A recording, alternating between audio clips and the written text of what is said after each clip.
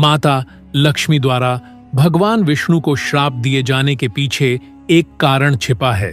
क्यों दिया? माता लक्ष्मी ने भगवान विष्णु को श्राप, इसके पीछे एक पौराणिक कथा लिखी है जिसमें सृष्टि की रक्षा हेतु दैत्यों के संहार के लिए भगवान विष्णु और माता लक्ष्मी के द्वारा की गई लीला का वर्णन है। पौराणिक कथाओं के अनुसार एक बार माता लक्ष्मी की सुंदरता को देखकर भगवान विष्णु मुस्कुराने लगे। तब माता लक्ष्मी को लगा कि भगवान विष्णु उनका उपहास कर रहे हैं। स्वामी, मैं बहुत देर से देख रही हूं, आप मुझे देखकर इस तरह से मुस्कुरा क्यों रहे हैं? ऐसा लग रहा है आप मेरी सुंदरता का मजाक उड़ा रहे हैं। आप मन ही मन मेरा उपहास कर रहे हैं। आप कुछ बोलते क्यों नहीं हैं? अरे, मैं कुछ पूछ रही हूं, हंस क्यों रहे हैं? अच्छा, आप मेरा मजाक उड़ाएंगे और मैं शांत रहूंगी? कदापि नहीं। आप मेरा अपमान कर रहे हैं। मैं आपको श्राप देती हूं कि आपका शीश आपके धड़ से अलग हो जाएगा, फिर आप मेरा उपहास नहीं कर सकेंगे। माता लक्ष्मी क्रोधित होकर चली गई। माता लक्ष्मी द्वारा भगवान विष्णु को इस तरह का श्राप देना एक गुप्त रहस्य था, क्योंकि इस श्राप से ही तो जुड़ी थी। भगवान विष्णु के हयग्रीव अवतार की कथा महर्षि कश्यप और उनकी पत्नी दिति का पुत्र व असुरों का राजा हयग्रीव माता भगवती को प्रसन्न करने के लिए कठोर तपस्या कर रहा था। दैत्य है ग्रीव का सिर घोड़े का था व बाकी का शरीर मनुष्य का दैत्य है। ग्रीव सभी प्रकार के भोग विलास और अन्न जल का त्याग कर सरस्वती नदी के तट पर कई दिनों तक मां भगवती के महामंत्र का जाप करता रहा, जिससे उसकी इंद्रियां भी उसके वश में आ चुकी थी। दैत्य है ग्रीव की कठिन तपस्या से प्रसन्न होकर मां भगवती ने उसे दर्शन दिया। ओम आय ममम चामुंडा विजय ओम आयम ह्रीम क्लीम चामुंडा विजय ओम आयम ह्रीम क्लीम चामुंडा विजय। आंखें खोलो है ग्रीव, तुम्हारी कठोर तपस्या से मैं तुम पर प्रसन्न हूं। तुम मेरी कठोर तपस्या क्यों कर रहे थे? माता, मुझे आपसे मनोवांछित वरदान प्राप्त करना है, इसीलिए मैं आपकी तपस्या कर रहा था। मैंने सारे भोग विलास त्याग दिए। जब तक आप मुझे मेरी इच्छा के अनुसार वरदान नहीं देंगी, तब तक मैं आपकी तपस्या करता रहूंगा। तुम्हारी कठोर तपस्या पूरी हुई, मैं तुम्हारी इच्छा के अनुसार वरदान दूंगी। कहो, तुम्हें क्या वरदान चाहिए देवी? मां, आप महामाया, आपकी कृपा से कुछ भी असंभव नहीं हो सकता। अगर आप मेरी कठोर तपस्या से प्रसन्न हैं, तो मुझे अमर होने का वरदान देने की कृपा करें। हे दैत्य राज्य है ग्रीव, इस संसार में जिसका भी जन्म हुआ है उसकी मृत्यु निश्चित है। यही प्रकृति का विधान है। मैं प्रकृति के विधान का उल्लंघन नहीं कर सकती, इसलिए मैं तुम्हें अमृता का वरदान नहीं दे पाऊंगी। किंतु इसके अतिरिक्त तुम मुझसे कोई और वरदान मांग सकते हो मां।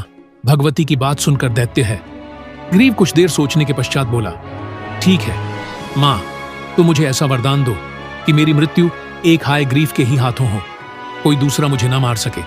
तथास्तु, ऐसा ही होगा। इसके पश्चात मां भगवती अंतर्ध्यान हो गई। अजय का वरदान पाकर है। ग्रीव बहुत प्रसन्न हुआ। पूरे त्रिलोक में कोई ऐसा नहीं था जो उसे मार सके। इस बात का उसे बहुत अहंकार हो गया। बहुत समय पहले की बात है। एक गांव में देवीलाल नाम का किसान अपनी पत्नी रामवती के साथ रहता था। दोनों ही बड़े धार्मिक स्वभाव के थे और हर काम की शुरुआत लक्ष्मी नारायण का नाम लेकर ही करते थे। उनकी झोपड़ी पुरानी और जर्जर थी। एक दिन देवीलाल ने पत्नी से कहा, सुनो भाग्यवान, अगर इस बार फसल अच्छी हुई तो हम अपना पक्का घर बनवाएंगे।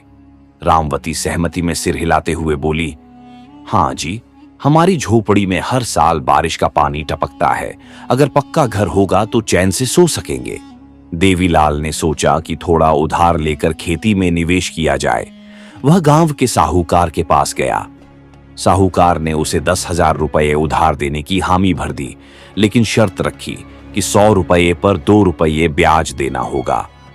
देवीलाल ने भगवान विष्णु का नाम लेकर पैसे ले लिए और खेती में जी जान से मेहनत करने लगा। परंतु जब फसल पकने का समय आया तो अचानक ओलावृष्टि हो गई और उसकी सारी फसल नष्ट हो गई। अब उसके पास साहूकार का कर्ज चुकाने का कोई उपाय नहीं था। वह फूट फूट कर रोने लगा और भगवान से प्रार्थना करने लगा, हे लक्ष्मी नारायण, हमारी रक्षा करो, हम संकट में हैं, कृपया कोई रास्ता दिखाओ। स्वर्ग में भगवान विष्णु ने अपने भक्त की पुकार सुनी। उन्होंने माता लक्ष्मी से कहा, हमारा भक्त संकट में है, हमें उसकी मदद करनी चाहिए। माता लक्ष्मी ने तुरंत देवीलाल की पत्नी रामवती को स्वप्न में दर्शन दिए और कहा, कल सुबह तुम्हारे खेत में एक चमत्कारी चीज मिलेगी, उससे तुम्हारा सारा कर्ज उतर जाएगा। सुबह होते ही रामवती ने अपना सपना पति को बताया। देवीलाल उत्साह से फावड़ा लेकर खेत पर पहुंचा और खुदाई करने लगा।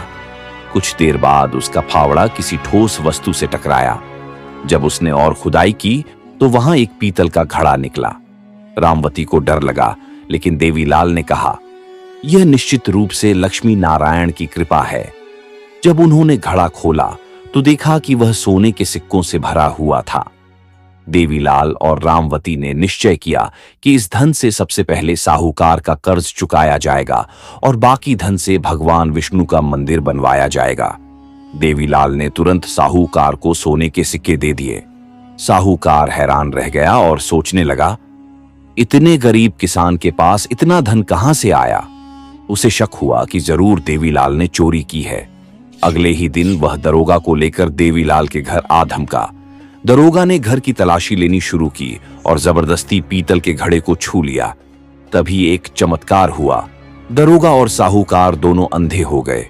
हमें कुछ दिखाई नहीं दे रहा, हमें बचाओ, दोनों चिल्लाने लगे। तभी आकाशवाणी हुई, यह सजा उस व्यक्ति के लिए है जो निर्दोष पर अत्याचार करता है। एक गांव में रामपाल नाम का एक लकड़हारा अपनी पत्नी सीमा के साथ रहता था। वह बहुत गरीब था और उसकी आजीविका बड़ी मुश्किल से चलती थी। लेकिन रामपाल भोलेनाथ का परम भक्त था और अपने जीवन की हर कठिनाई को भगवान शिव की कृपा पर छोड़ देता था। एक दिन उसकी पत्नी सीमा अचानक बीमार पड़ गई। सुनो जी, मेरी तबीयत बहुत खराब हो रही है। बुखार है जो उतरने का नाम ही नहीं ले रहा, सीमा ने कमजोर आवाज में कहा। रामपाल चिंतित हो उठा। तुम चिंता मत करो, मैं अभी वैद्य जी से दवा लेकर आता हूँ। सीमा ने निराश होकर कहा, कैसे लाओगे दवा? वैद्य जी मुफ्त में तो दवा देंगे नहीं। रामपाल ने मुस्कुराकर जवाब दिया, तुम चिंता मत करो, मैं पहले जंगल जाकर लकड़ियाँ काटूंगा और उन्हें बेचकर तुम्हारी दवा ले आऊंगा। यह कहकर वह अपनी कुल्हाड़ी उठाकर जंगल की ओर चल पड़ा। लेकिन उस दिन जंगल में उसे कोई भी सूखा पेड़ नहीं मिला। वह सूखे पेड़ की तलाश में काफी दूर तक पैदल चलता गया। रास्ते में उसे तेज प्यास लगी तो वह एक नदी पर पानी पीने के लिए रुका। जैसे ही वह पानी पीने के लिए झुका, उसकी कुल्हाड़ी हाथ से छूटकर नदी में गिर गई। रामपाल घबराकर बोला, हे मेरे भोले शंकर, यह क्या हो गया? अब मैं लकड़ियाँ कैसे काटूंगा? सीमा बेचारी घर पर इंतजार कर रही होगी कि उसकी दवा लेकर आऊंगा। अब मैं क्या करूं? मेरे भोलेनाथ। निराश होकर वह वहां से चल पड़ा और सोचने लगा, पैसों का इंतजाम तो नहीं हो सका, लेकिन एक बार वैद्य जी के पास चलकर देखता हूँ। क्या पता वे मेरी हालत पर तरस खाकर मुझे बिना पैसे के दवा दे दें। यह सोचकर वह वैद्य जी के पास पहुंचा और गिड़गिड़ाते हुए बोला, वैद्य जी, मेरी पत्नी बहुत बीमार है, लेकिन मेरे पास पैसे नहीं है। कृपया मुझे दवा दे दीजिए। जैसे ही मेरे पास पैसे आएंगे, मैं आपको लौटा दूंगा। आपकी बहुत मेहरबानी होगी। वैद्य जी ने कठोर स्वर में कहा, रामपाल, यह कैसी बातें कर रहे हो? दवा बनाने के लिए महंगी जड़ी बूटियां लगती है, हमें भी उन्हें खरीदना पड़ता है। मैं तुम्हें दवा मुफ्त में कैसे दे सकता हूँ? रामपाल बहुत विनती करता रहा, लेकिन वैद्य जी टस से मस नहीं हुए। आखिरकार वह निराश होकर वहां से लौट आया। रास्ते में वह अपने भाग्य को कोसता हुआ सोचने लगा, हे भोलेनाथ, अब तो तेरा ही सहारा है। घर जाकर सीमा को क्या जवाब दूंगा? उसकी दवा का इंतजाम अब मैं कहाँ से करूं? यह सब सोचते सोचते वह घर पहुंचा। सीमा ने बेसब्री से पूछा, दवा का इंतजाम हुआ? मेरी तबीयत और ज्यादा बिगड़ती जा रही है। रामपाल ने आश्वासन दिया, अभी तो कुछ नहीं हुआ, लेकिन मुझे अपने भोलेनाथ पर पूरा भरोसा है। वह कुछ न कुछ जरूर करेंगे। तभी दरवाजे पर दस्तक हुई। रामपाल ने दरवाजा खोला तो देखा कि एक साधु भिक्षा मांगने आया है। अलख निरंजन, बच्चा, कुछ खाने को मिलेगा? साधु ने पूछा। रामपाल ने दुखी स्वर में कहा, बाबा, मैं आपको पानी पिलाने के अलावा और कुछ नहीं दे सकता। मेरे घर में तो अन्न का एक दाना भी नहीं है। मेरी पत्नी भी बहुत बीमार है और मैं उसकी दवा के लिए भी पैसे नहीं जुटा सका। साधु मुस्कुराए और बोले, बच्चे, झूठ क्यों बोलते हो? बाबा सब जानता है। तुम्हारी रसोई में बहुत अन्न है। रामपाल ने हैरान होकर कहा, बाबा, मैं झूठ नहीं बोल रहा, सच कह रहा हूँ। मेरे घर में अन्न का एक दाना भी नहीं है, भोलेनाथ की कसम। साधु बोले, भोलेनाथ को मानते हो तो फिर जाओ, जाकर अपनी रसोई में देखो, कुछ न कुछ तो होगा ही। मैं बहुत भूखा हूँ। रामपाल ने सोचा, वैसे तो रसोई में कुछ भी नहीं है, लेकिन बाबा बार बार कह रहे हैं, तो एक बार देख ही लेता हूँ। अगर कुछ भी हुआ तो इन्हें दे दूंगा। रामपाल जैसे ही अपनी रसोई में गया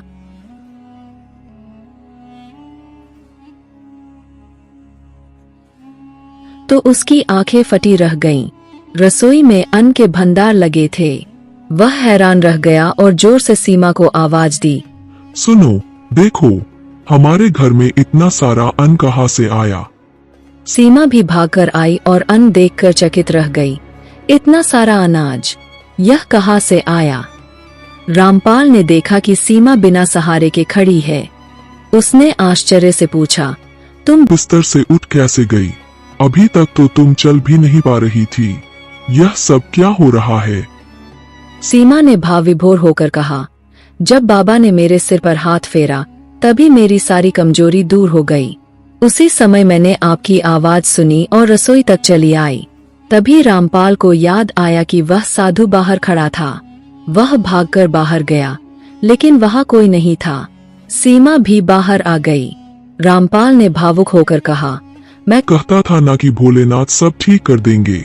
देखो, उन्होंने साधु का रूप धारण करके हमारे घर आकर तुम्हारी बीमारी भी ठीक कर दी और हमारे घर में अन्न भी भर दिया। बस एक ही बात का दुख है कि मैं उन्हें पहचान नहीं पाया। दोस्तों, वीडियो के नीचे आपको एक सब्सक्राइब बटन दिख रहा होगा। बस उस सब्सक्राइब बटन को दबाना है। बस इतना सा काम करना है। आपको और लगे हाँ तो बेल आइकन भी प्रेस कर देना, ताकि हमारी लेटेस्ट वीडियो आते ही आपको सबसे पहले पता चले